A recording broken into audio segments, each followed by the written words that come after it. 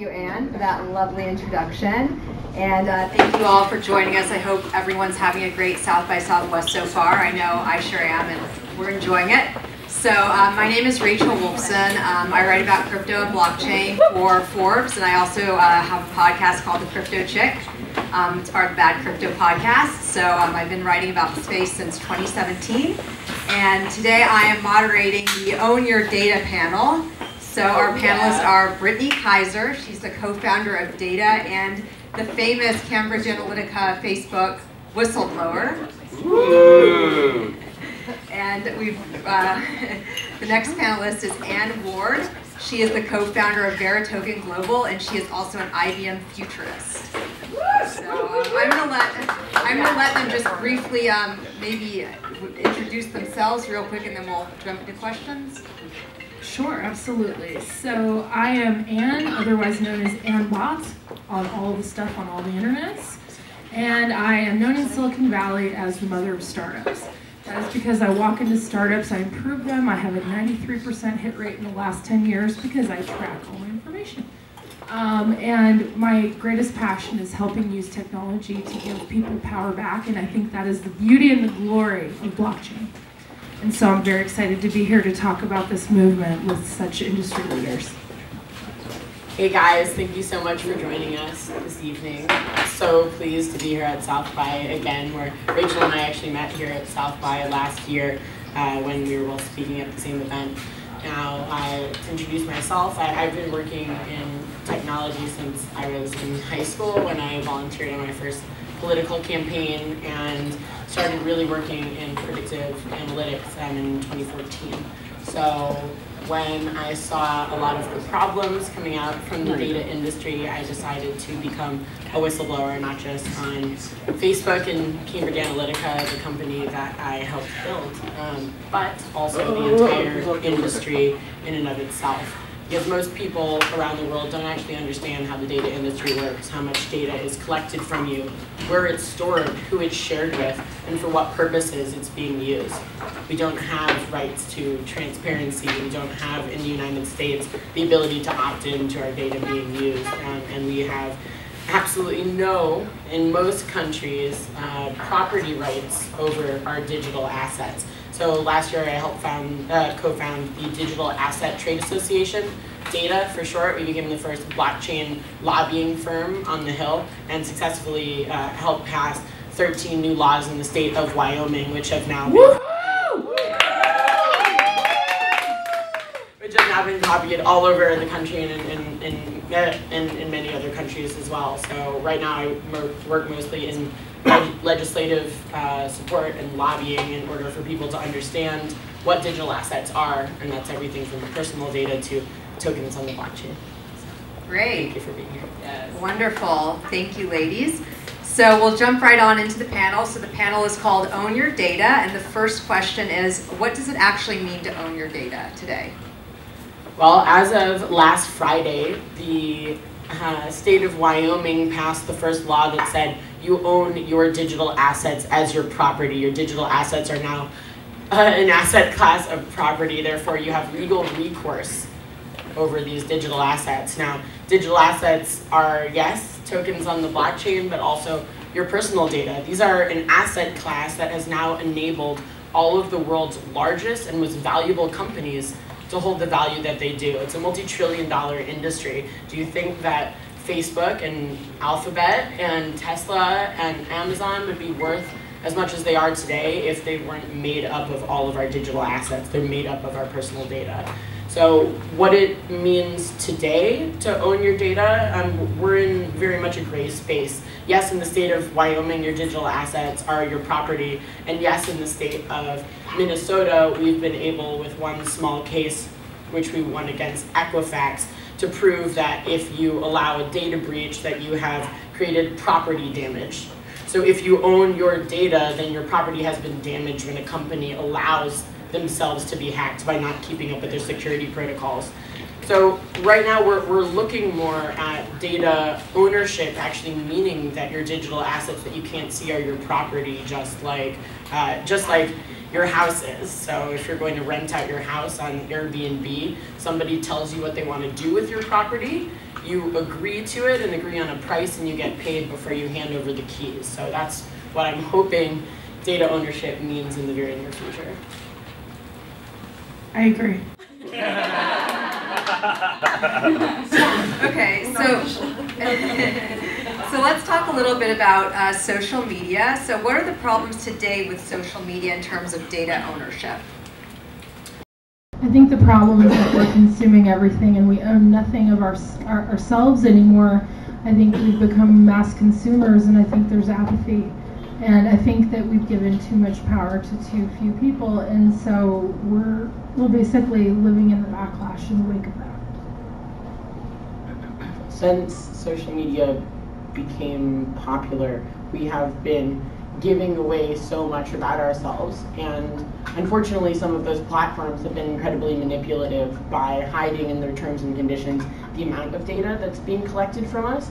So we haven't realized how much we've really given away, how many people, companies, and governments around the world now possess that data, and how impossible it is to get our privacy back.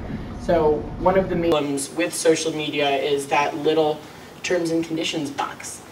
So how many people in here actually read terms and conditions?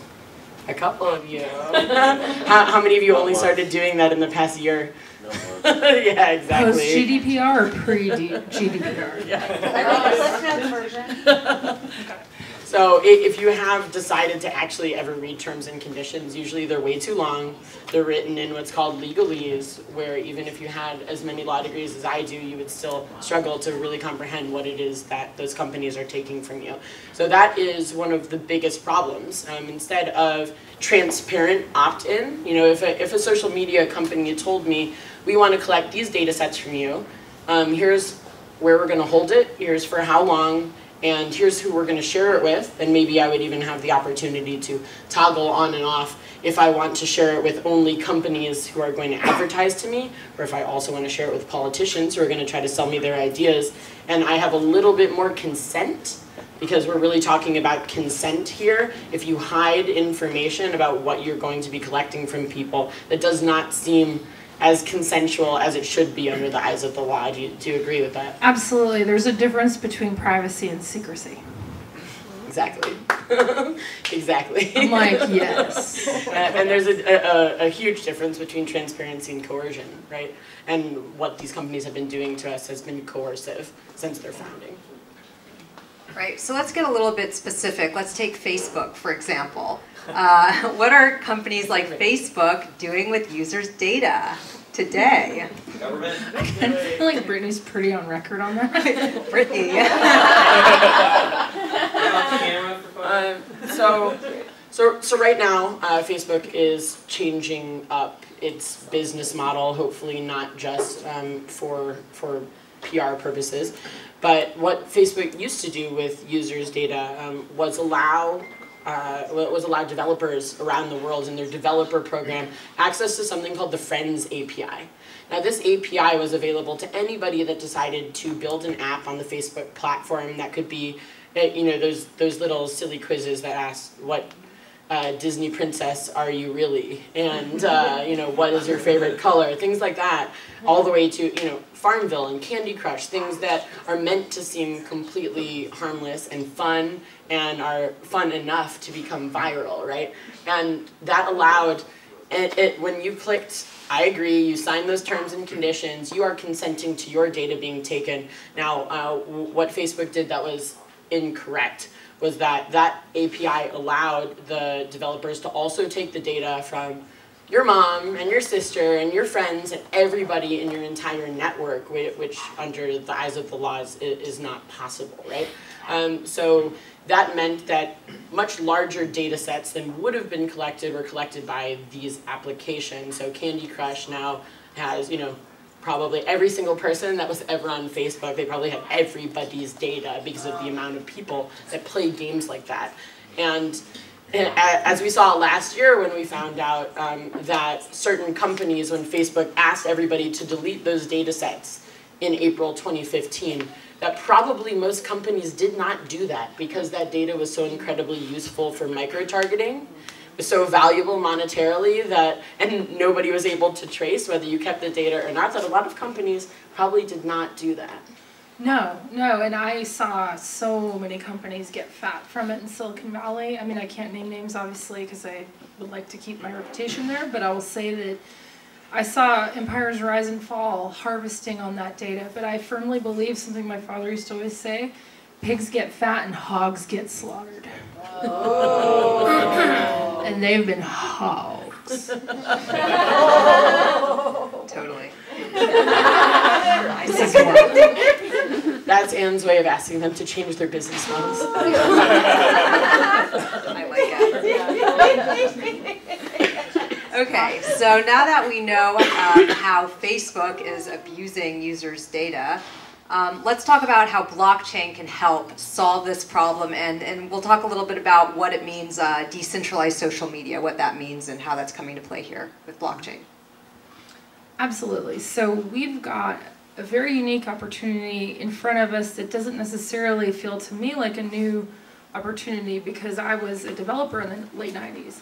And I remember things like open source and Richard Stallman and GNU and things.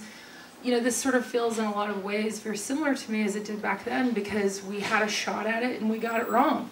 We decided to go with a centralized model. And in going with that centralized model, we created all of these silos. And I think the beauty of blockchain and the immutable ledger is the fact that we have the ability to do a do-over. As you know, I love a do-over. So it gives us a chance to actually say, okay, we're going to put these tools in your hands. We're going to go ahead and put checks and balances in place. It's all going to be public, and we're going to actually talk about it. So consensus versus, you know, it's all comes back to me always to the cathedral and the bazaar. There's a white paper written many years ago that talks about this. I would strongly suggest reading if you're interested.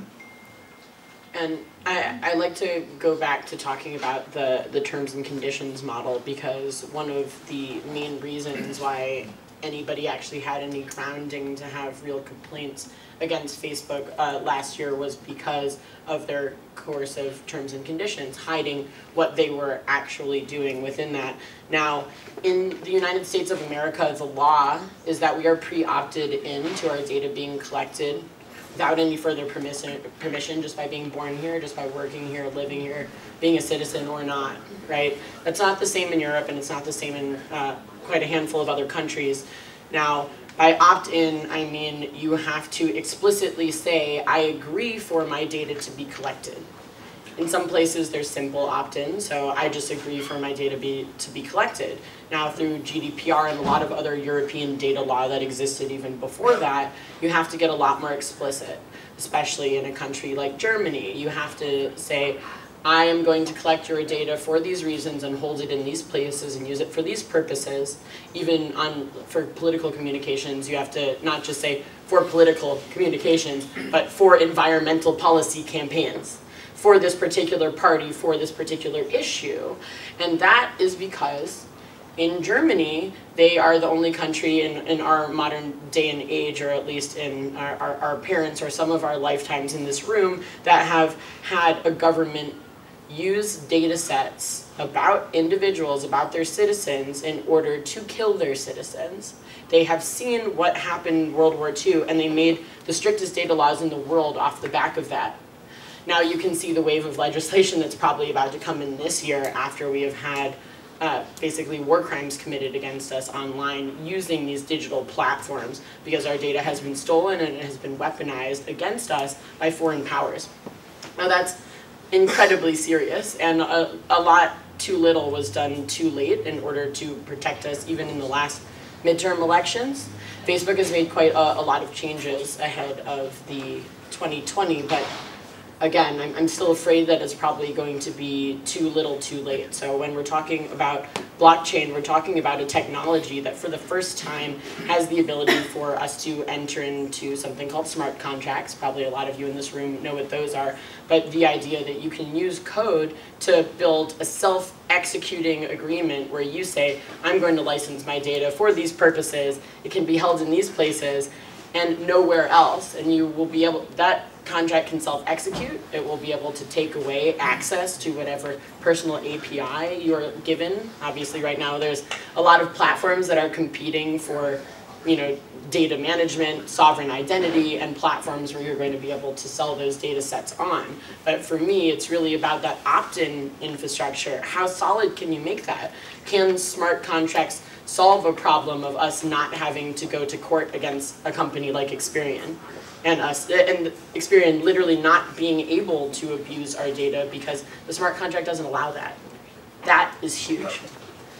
Yeah, that's huge. Well, is it possible to have a decentralized social media platform in the future? And can we talk a little bit about that? Maybe Everpedia or...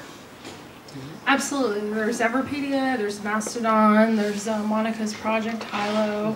There are all kinds of people that are very amazing who are working on it, and I think once those reach consumers and the usability is such, I think when people feel like there's an alternative, they're gonna take it.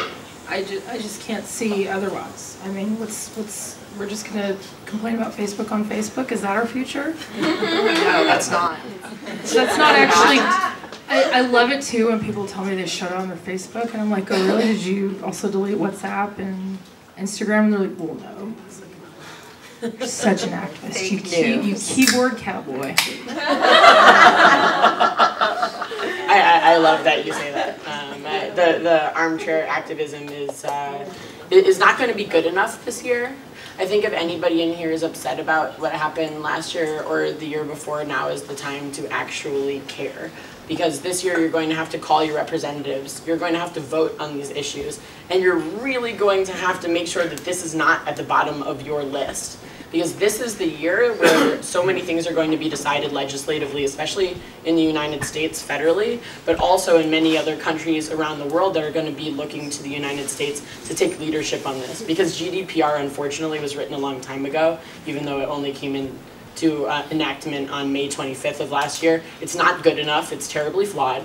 It's some parts of it are in the right direction, but this year, if all of us in this room who are incredibly smart, well-educated technologists don't care enough, what about everybody else that doesn't even understand what a digital asset is? That'll be a problem. Definitely, yeah. So let's talk a little bit about NFTs. And you know a lot about non-fungible tokens, so how is that going to help in all of this? NFTs. Well, I mean, I believe that, there's evolution, right? This is evolution, revolution, all these wonderful things. I think the future is going to be in NFTs. I think, when we're building these packages of software, we're releasing them, we have all the opportunity to include security. We have all the opportunity to include mechanisms for payment. We can buy cars, we can sell things. The enablement that we actually want of the next version of blockchain is going to be with NFTs, and I have no doubt.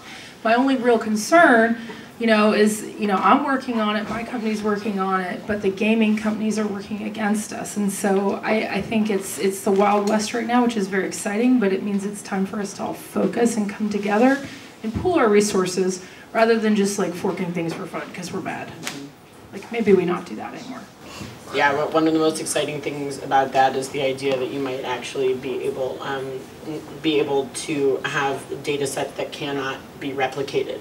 That's one of the scariest things about the data industry today is every data set that you produce can be replicated into infinity, and there's no way for you to police that. There's no way for you to track and trace that. There's no transparency into where your data goes. So if we can start thinking about different types of tokenized models that are easier to control and track, and all of your data that you're registering on a blockchain cannot be copied to the point where you're never going to be able to get it back, that's where we're going to start to see some of the solutions.